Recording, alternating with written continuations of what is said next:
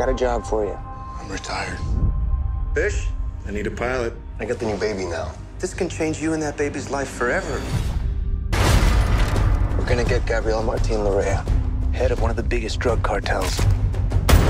I've got estimates. He's got over $75 million in cash.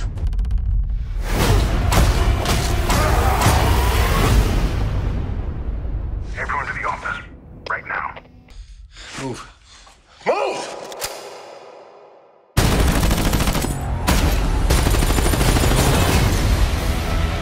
That was a shit show back then, man. We don't need messes like that. It wasn't just Lorea's money. A lot more people are gonna come after you. You lied to us. So I'm just so curious about the long history of this movie. It's been in development for a great deal, many years, and you've been attached for quite a few years too. What was it about it that made you really want to see it, come to fruition?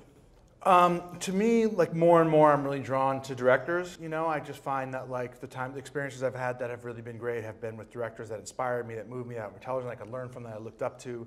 And that was the case here with JC, and as the cast assembled around it, it was even more exciting. And I was not there in multiple incarnations before me, that were attached to it. It has been around for a long time. I'm like eighth string on this one. Yeah. It's just one of those things, movies like sometimes just take time to come together and get the right mix and the right time to say yes, and that's something I don't even know the full story about, but I can just tell you I was glad to be there when in the station when the train was leaving. It kind of reminds me of those, 60s men on a mission movies like, Guns of Navarone or Dirty Dozen.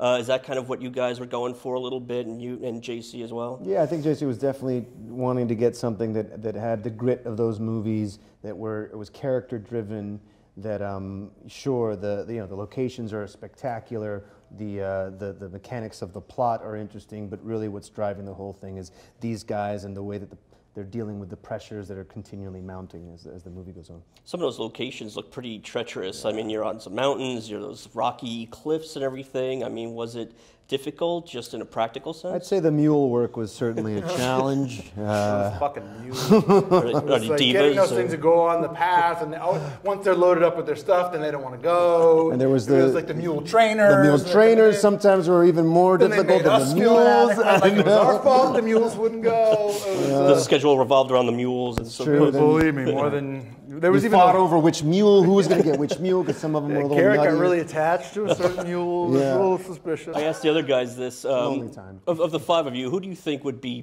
best suited to surviving in the jungle and the mountains and all that? Who do you think would make it through all that stuff? Pedro, for sure. I would say Pedro. Really? Yeah. Garrett seemed to think it was him.